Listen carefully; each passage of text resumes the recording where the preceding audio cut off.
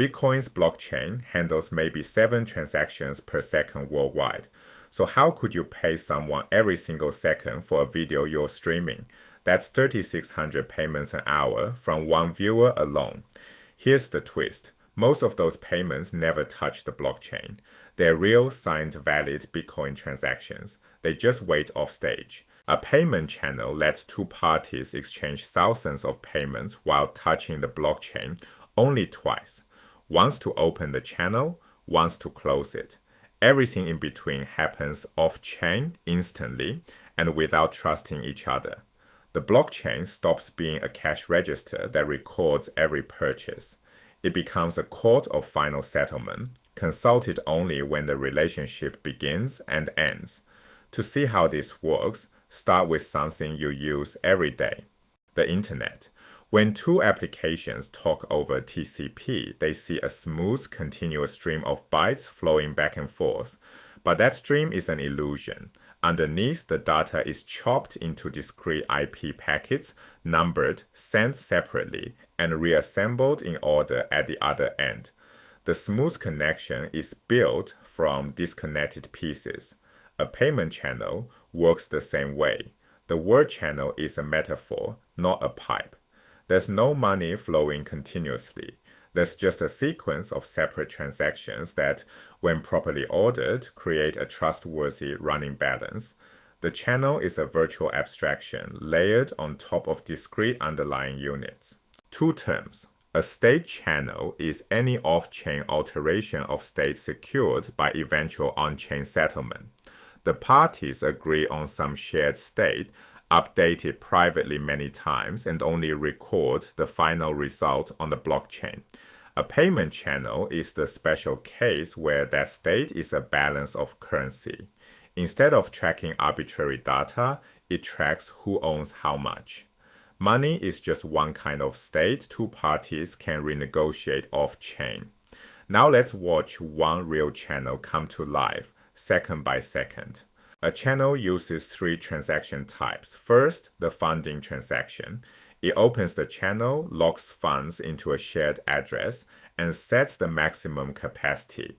This one must be mined onto the blockchain. Second, commitment transactions. These live entirely off-chain. They redivide the locked balance, get exchanged rapidly between the parties, and are never broadcast. Hundreds or thousands of them can exist. Third, the settlement transaction. This closes the channel and records the final balance on chain. It must be mined too. So out of the channel's entire life, only 2 transactions ever hit the blockchain. The funding transaction at the start and the settlement transaction at the end. Meet Emma and Fabian. Fabian sells streaming video at 0.01 millibits per second. A millibit is 1,000th of a Bitcoin. At that rate, 1 hour of video costs 36 millibits. To open the channel, Emma funds a 2 of 2 multisig address with 36 millibits. 2 of 2 multisig means the money can only move when both Emma and Fabian sign. Neither can spend it alone. This deposit is the funding transaction, and it does something permanent. It caps the channel's maximum capacity at 36 millibits forever. Every commitment transaction that follows can only redivide this exact pot. The channel can never hold more than what Emma locked in. Her browser and the Fabian server handle all of this invisibly. Now the payments begin. At second one, the software builds commitment transaction number 1. It assigns 0.01 millibits to Fabian and 35.99 back to Emma. Emma signs it, and Fabian adds the second signature. The rule is simple. Fabian's balance equals 0.01 millibits times the number of seconds watched, and Emma's balance equals 36 minus Fabian's balance.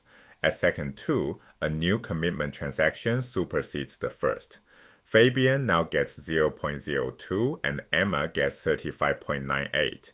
Every second, a fresh commitment shifts the divider a little further toward Fabian. The two balances always sum to 36. After 600 seconds, Fabian's share is 0.01 times 600, which equals 6 millibits, and Emma keeps 36 minus 6, which is 30 millibits. Here's the crucial insight. Those 600 commitment transactions do not add up. They are not 600 separate payments waiting to settle. Every single one spends the exact same funding output, the 36 millibits locked in the multisig. That makes them mutually exclusive versions of the same money. Only one of them can ever be confirmed on the blockchain because once that funding output is spent, the rest become invalid.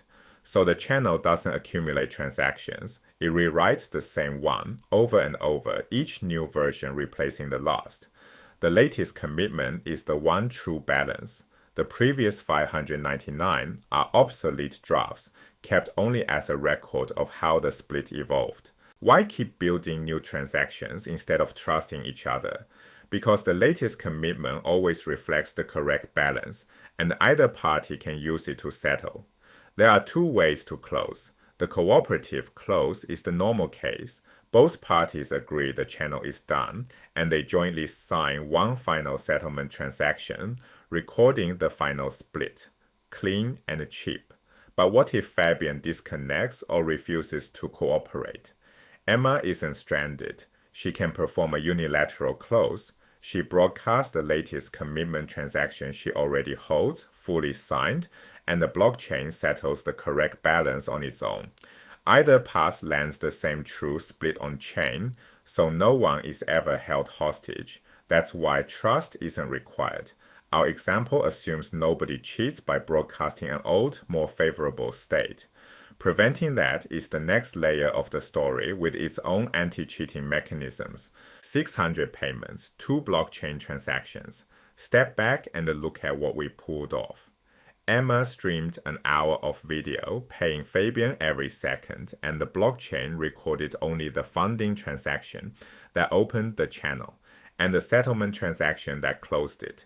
The hundreds of payments in between flowed off-chain, instant and granular, each one a real signed Bitcoin transaction that simply never needed broadcasting.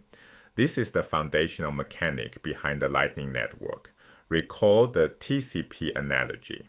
TCP took an unreliable stream of disconnected packets and made it feel like a smooth, continuous connection. Payment channels do the same for money. They take a slow, expensive blockchain and make it feel instant and limitless.